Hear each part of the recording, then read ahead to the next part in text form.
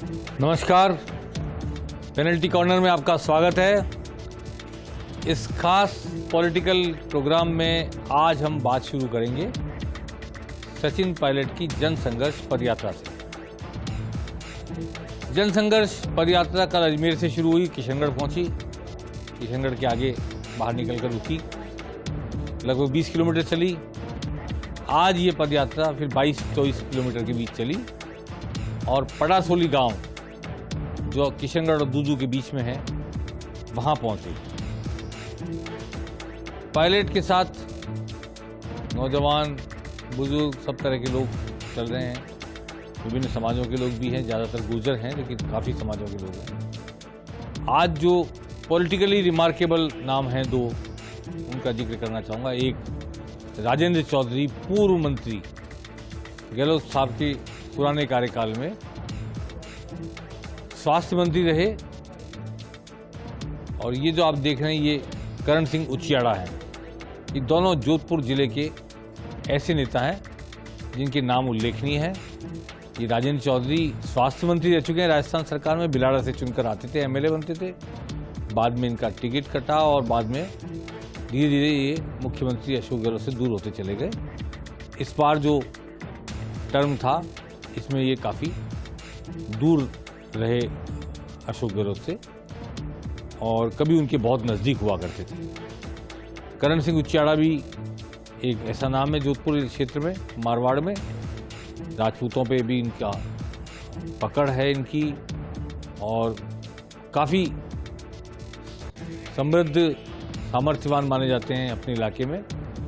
इन दो लोगों का पदयात्रा में साथ चलना महत्वपूर्ण है, उल्लेखनीय है, खासतौर पे जब राजेंद्र चौधरी ज़बरदस्त डायबिटीज़ के पीड़ित हैं, फिर भी पैदल 20-22 किलोमीटर चल रहे हैं। ये जानकारी आपको देना चाहता था। अब दिल्ली में आज हुई बैठक। दिल्ली में गोविंद सिंह डोटासरा, रंधावा जो राजस्थान के प्रभारी हैं, और तीनों सहप्रभारी वहां मौजूद थे। इन पांचों की बैठक हुई। सचिन पायलट के पदयात्रा कार्यक्रम की समीक्षा की गई। कांग्रेस से इस पर क्या प्रभाव पड़ेगा, कांग्रेस के भीतर बाहर, जनता के बीच, और पार्टी की हारमोनी, सारी जीत की संभावनाएं, चुनाव की संभावनाएं, पायलट के बाहर रहने पर क्या होगा, अंदर रहने पर क्या होगा, वगैरह वगैरह तमाम बातें। रंधावा ने इस विचार विमर्श के बाद ये तो संकेत दिए कि पार्टी अब एक्शन लेगी, लेकिन फैसला 2 दिन बाद राष्ट्रीय अध्यक्ष खड़गे के दिल्ली आने के बाद होगा। वो भी कर्नाटक है, उनकी होम स्टेट, जहां कांग्रेस की सरकार बनने की पूरी उम्मीद जताई जा रही है, और संभवतः वे सरकार बनाकर ही लौटें। इसलिए 2 दिन लगने की उम्मीद है उनके दिल्ली लौटने में। कल 13 को नतीजे आएंगे और 14-15 में सरकार के गठन की प्रक्रिया होगी, अगर उनका बहुमत आता है तो, जैसा कि एग्जिट पोल बता रहे हैं। तो खड़गे के दिल्ली लौटने के बाद ये जो 5 सदस्यीय कमेटी की बैठक हुई आज, ये अपनी रिपोर्ट खड़गे के समक्ष पेश करेगी। उसके बाद आलाकमान ये फैसला करेगा कि क्या सचिन पायलट से एक बार बात करके और देखा जाए, या सीधे इसे अनुशासनहीनता मानकर उन्हें नोटिस दिया जाए, या निलंबित किया जाए, या अशोक गहलोत और सचिन पायलट में किस तरह की समझौते कराने की एक कोशिश और की जाए। इस पर विचार होगा। मैं नहीं जानता, कोई भी शायद नहीं जानता कि इन 5 लोगों ने बैठकर आज क्या महसूस किया और क्या रिकमेंड किया, लेकिन जो भी होगा अगले 2-3 दिन में स्पष्ट हो जाएगा। और मैंने जैसा कल भी पेनल्टी कॉर्नर में कहा था, अब देखते रहने का वक्त नहीं रह गया है, ये एक्शन लेने का वक्त है, दिस वे और दैट वे। मैं ये नहीं कह रहा कि पायलट के खिलाफ एक्शन लेने का वक्त है, मैं ये नहीं कह रहा कि दोनों में समझौता कराने वक्त है, लेकिन दिस वे और दैट वे कुछ ना कुछ कांग्रेस को एक्शन लेना ही पड़ेगा। टालने का, वक्त बर्बाद करने का समय अब बिल्कुल नहीं है। जितने दिन पार करेगी पार्टी, उतना नुकसान उठाती रहेगी कांग्रेस। मैंने कल 2 सवाल सवाल आपके सामने रखे थे। आज भी मैं उन 2 सवालों पर कायम हूं, जिनके उत्तर में कांग्रेस आलाकमान का एक्शन छुपा है। क्या कांग्रेस आलाकमान की ये स्थिति या परिस्थिति है कि वे अशोक गहलोत की मर्जी के बिना या मर्जी के विपरीत सचिन पायलट को कोई दायित्व राजस्थान में दे सकते हैं? पहला प्रश्न। इसकी हाँ और ना में एक्शन छुपा है, लाइन और लेंथ छुपी हुई है कांग्रेस आलाकमान की। और दूसरा सवाल ये, क्या कांग्रेस आलाकमान के पास ये सामर्थ्य है कि वो सचिन पायलट से ये बात मनवा ले कि अशोक गहलोत के नेतृत्व में विधानसभा चुनाव लड़ने को तैयार हो जाए? इसके भी जवाब में यही छुपा है कि सचिन पायलट इधर जाएंगे या उधर जाएंगे, बाहर निकलेंगे अंदर रहेंगे, क्या होगा? इन दो सवालों के बीच जवाब छुपा हुआ है। पायलट के बाद हम आते हैं मुख्यमंत्री अशोक गहलोत पर। मुख्यमंत्री अशोक गहलोत आज अलवर जिले के दौरे पर थे। अलवर में उन्होंने मिनी सचिवालय का उद्घाटन किया, जो लंबे समय से पेंडिंग था। अलवर के लोगों की मांग थी कब पूरा होगा मिनी सचिवालय। कई बरसों की इंतजार के बाद मिनी सचिवालय आज पूरा हो भी गया और उसका उद्घाटन भी हो गया। पास में सरस का जो परिसर है वहाँ एक सभा हुई। मुख्यमंत्री अशोक गहलोत ने भाषण दिया। एक घोषणा तो उन्होंने ये की कि पांडुपोल के हनुमान जी में जो प्रवेश का चार्ज लगता था दर्शन के लिए, उसको आज माफ कर दिया, खत्म कर दिया। अब पांडुपोल हनुमान जी के दर्शन करने जाने वालों को कोई शुल्क, प्रवेश शुल्क नहीं देना पड़ेगा। दूसरी बात भंवर जितेंद्र सिंह ने उठाई कि इतने संभाग बनाए, अलवर संभाग क्यों नहीं बना? तो मुख्यमंत्री ने कहा कि अब जब भी संभाग बनेगा, पहला संभाग अलवर ही बनाया जाएगा। ये दो बातें आज के उनके भाषण की उल्लेखनीय थी। इसके बाद वो टपुगड़ा गए। टपुगड़ा में भिवाड़ी के विधायक को देखकर उन्होंने कहा, तिजारा के कहलाते हैं, वो हैं तो भिवाड़ी लेकिन तिजारा के विधायक हैं विधानसभा क्षेत्र, संदीप यादव जो बसपा से कांग्रेस में आए, कि ये हैं जिन्होंने हमारी सरकार को बचाने में योगदान दिया। उनकी पीठ थपथाई उन्होंने और कहा कि हमारी सरकार जब संकट में थी, संदीप यादव जैसे लोगों ने, विधायकों ने हमारी सरकार बचाई। यहाँ भी मुद्दा उठा भिवाड़ी को जिला नहीं बनाने का, और अशोक गहलोत ने कहा कि ये बात उनके विचाराधीन है, इस पर वो गौर कर रहे हैं और जल्दी कोई फैसला लेंगे, लेकिन स्पष्ट आश्वासन उन्होंने नहीं दिया। भिवाड़ी एनसीआर में है, राष्ट्रीय राजधानी क्षेत्र का हिस्सा कहलाता है, अलवर भी है, लेकिन हम ये देखेंगे कि जो नोएडा का विकास उत्तर प्रदेश सरकार ने किया, जो हरियाणा सरकार ने गुड़गांव का विकास किया, वैसा विकास एनसीआर में होने के बावजूद भिवाड़ी का नहीं हो पाया। भिवाड़ी टूटी फूटी सड़कें, गंदी नालियों का शहर, जिसके पास में जापानी और कोरियाई जोन बने हुए हैं, बिजनेस जोन, इसके बावजूद भी कई मल्टी स्टोरी बिल्डिंगें बड़ी बड़ी कॉलोनाइजर ने वहाँ बनाई, परंतु भिवाड़ी वैसा खूबसूरत नहीं हो पाया जैसा गुड़गांव, जैसा नोएडा, वैसा विकास भी नहीं हो पाया। राजस्थान सरकार को बड़ी ज़बरदस्त ज़रूरत है भिवाड़ी के विकास पर ध्यान देने की और योगदान देने की भी, ध्यान देने के बाद। लेकिन भिवाड़ी को देखकर ऐसा लगता नहीं है कि एनसीआर का हिस्सा है। मैं समझता हूं कि सरकार राजस्थान की इस पर गौर करेगी। ये चुनाव का वर्ष है और चूंकि तिजारा के विधायक ने, जो भिवाड़ी जिनके इलाके में आता है, सहयोग किया है, तो जिला बनाने का सवाल तो है ही, लेकिन इसके अलावा भी भिवाड़ी की आबो हवा बदलने का, भिवाड़ी के विकास का बड़ा मुद्दा है जिसे देखा जाना चाहिए। वसुंधरा राजे आज जयपुर में थी। कल रात जब वो नागौर से लौटी तो रात को 12 बजे कालवाड़ में उनका प्रोग्राम हुआ। जो प्रोग्राम 9 बजे होना था वो 12 बजे हुआ, और रात 12 बजे भी मैंने मोबाइल पर वहाँ के विजुअल दृश्य देखे, नारे सुने, तो लगा कि लोग बड़े उत्साह से इंतजार कर रहे थे उनके पहुँचने का। 3 घंटे बाद पहुँची, लेकिन उनका स्वागत किया गया और उनका अभिनंदन किया गया। वसुंधरा राजे अब फिर दौरे पर निकलेंगी और निरंतर उनका दौरा चलता रहेगा। फिलहाल इतना जरूर है कि कर्नाटक के चुनाव से, नतीजों से उनका स्टैंड तय होगा, उनके बारे में पार्टी का स्टैंड तय होगा, जिस पर मैं आगे चर्चा करूंगा। इससे पहले एक इम्पॉर्टेंट बात पर मैं चर्चा करना चाहता हूं। इम्पॉर्टेंट बात सबसे ज़्यादा यह है कि जो जयपुर बम ब्लास्ट का मामला था, जिसमें दोषी बरी हो गए थे और बीजेपी ने इसको बड़ा मुद्दा बना लिया था। बीजेपी ने बड़ा मुद्दा बना लिया था इस तरह की जैसे पैरवी नहीं की गई राजस्थान सरकार की ओर से प्रॉपर, और राजस्थान पर सरकार अपराधियों से मिल गई थी, ऐसा प्रोजेक्ट करने की कोशिश बीजेपी ने की जगह जगह। चूंकि पिछले चुनाव में जयपुर का गढ़ भाजपा का ध्वस्त हो गया था, केवल 3 एमएलए आए, नरपत सिंह राजवी, कालीचरण सराफ और अशोक लाहौटी। बाकी आदर्श नगर, किशनपुर, हवा महल, कांग्रेस। तो अब ये एक बड़ा मुद्दा बीजेपी बना रही थी और हिंदू सेंटीमेंट्स को जगा भी रही थी, और जो पीड़ित परिवार थे वो दुखी भी थे वास्तव में कि ऐसा बम ब्लास्ट हुआ, इतनी जानें गई जयपुर के लोगों की, और वो सारे दोषी छूट गए जिनको डिस्ट्रिक्ट कोर्ट ने सजा दी और हाई कोर्ट ने बरी कर दिया। ये एक जख्म जो फिर हरा हो गया, और इस पर मरहम लगाने की कोशिश राजस्थान सरकार ने आज की। पीड़ित परिवार भी गए सुप्रीम कोर्ट में, लेकिन राजस्थान सरकार भी गई सुप्रीम कोर्ट में।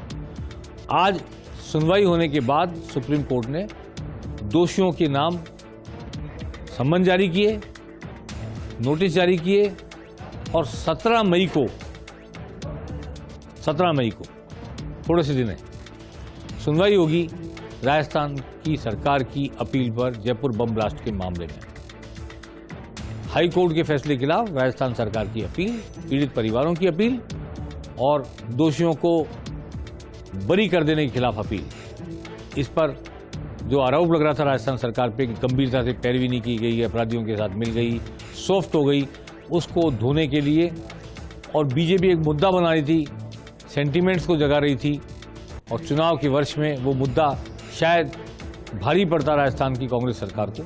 इसलिए आज का जो ये मूवमेंट इम्पॉर्टेंट है कि सरकार गंभीरतापूर्वक गई है सुप्रीम कोर्ट में और इसकी पैरवी करके कोशिश करेगी कि दोषियों के खिलाफ जो कार्रवाई करने की बात निचली अदालत में तय हुई थी वो वापस से बहाल हो जाए कार्रवाई, और दोषियों को जो सज़ा दी गई थी पहले, जिसे मुक्त कर दिया हाई कोर्ट ने, वो सज़ा भी फिर से उन्हें दी जाए। अब जब भी सुनवाई होगी नतीजा आएगा, क्या पता अगले चुनाव से पहले आए, चुनाव के बाद आए, हम नहीं कह सकते। लेकिन सरकार का ये फैसला और ये कदम निश्चित तौर पर कांग्रेस को इतनी राहत तो देगा कि उसके ऊपर जो टैग लगा दिया गया था दोषियों के साथ मिल जाने का, सॉफ्ट होने का, ढंग से पैरवी नहीं करने का, उस टैग को हटाने की वो कोशिश कर रहे हैं। अब उसमें कितना सफल हो पाते हैं वक्त बताएगा। कल 13 मई है। आपको याद होगा पेनल्टी कॉर्नर में हमने 2 हफ्ते पहले कहा था कि 13 मई को कर्नाटक के चुनाव के नतीजे आने के बाद कांग्रेस में सचिन पायलट का भविष्य तय होगा और भाजपा में वसुंधरा राजे का के बारे में निर्णय होगा। आज 2 हफ्ते बाद हम उस बात को फिर दोहरा रहे हैं। इसलिए दोहरा रहे हैं कि कर्नाटक के एग्जिट पोल कह रहे हैं कांग्रेस जीतने जा रही है, सरकार बनाने जा रही है। मैंने उस दिन भी ये कहा था कि अगर कांग्रेस सरकार बनाएगी तो कांग्रेस की आला कमान के पास ताकत आएगी, जो आला कमान कांग्रेस मुक्त भारत के नारे से यूपी की, उत्तराखंड की, गुजरात की पराजय से बहुत आहत थी। हालांकि थोड़ा सा हिमाचल में, लेकिन छोटा स्टेट है, इज्जत बची कांग्रेस की। अगर कर्नाटक कांग्रेस की सरकार बन जाती है कल, तो निश्चित तौर पर आला कमान में एक आत्मविश्वास लौटेगा। आला कमान निश्चित तौर पर जो भाजपा की आला कमान है उससे टक्कर लेने के उसके साहस में वृद्धि होगी।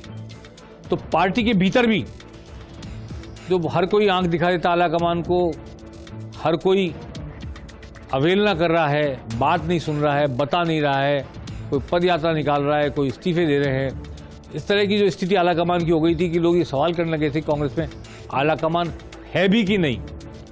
मुझे लगता है कि कर्नाटक चुनाव के नतीजे में अगर कांग्रेस जीतती है, सरकार बनती है, तो कांग्रेस की आला कमान का अगला ध्यान, पहला ध्यान राजस्थान की तरफ जाएगा और राजस्थान के मामले में एक्शन मोड पर आएगा आला कमान, और जिम्मेदारी के साथ निर्णायक तरीके से वो कार्रवाई करेगा, ऐसा फैसला लेगा जिसके परिणाम चुनाव तक जाएं, चुनाव तक की परिस्थिति को वो डील कर सकें।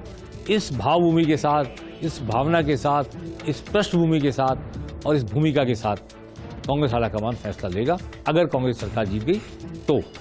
लेकिन हारती है कांग्रेस पार्टी सरकार नहीं बना पाती है, उस स्थिति में आलाकमान की स्थिति कमज़ोर होगी और उसे बहुत सारे फैसले लेने में सोचना पड़ेगा, शायद डर भी लगे। मैं यहाँ रिपीट करना चाहता हूँ, सोचना पड़ेगा और शायद डर भी लगे कि कहीं ऐसा ना हो जाए, कहीं वैसा ना हो जाए, कहीं राजस्थान पंजाब ना हो जाए।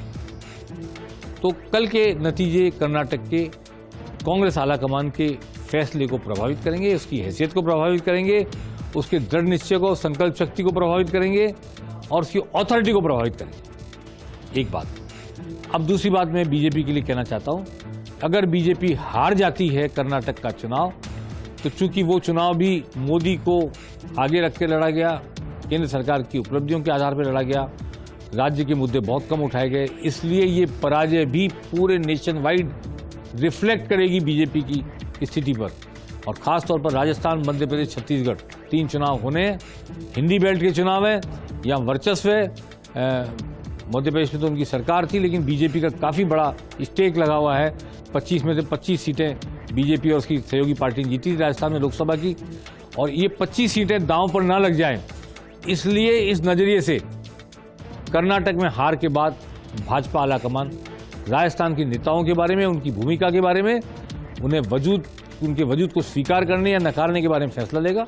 और भाजपा जीतती है तो रवैया जारी रहेगा, जैसा भाजपा का रवैया आलाकमान का है स्थानीय नेतृत्व के प्रति, लोगों के प्रति, पार्टी कार्यकर्ताओं के प्रति, वो जारी रह सकता है अगर भाजपा की सरकार बन गई, जिसकी उम्मीद कम बता रहे हैं एग्जिट पोल। पर अगर भाजपा हारती है और उसी तरह हारती है जिस तरह एग्जिट पोल में बताया गया, तो जो लोग कह रहे हैं मोदी के नाम पर, मोदी के चेहरे पर वोट मांगेंगे, और जो लोग ये कह रहे हैं किसी का चेहरा सीएम के लिए सामने नहीं रखा जाएगा, और स्थानीय नेतृत्व को कितनी तवज्जो दी जाएगी, नहीं दी जाएगी, कितनी सुनी जाएगी, टिकट बांटने में उन्हें तरजीह मिलेगी उनकी विचारों को, उनकी रणनीति को, इसके संबंध में भाजपा आलाकमान का फैसला फिर एकदम उलट होगा।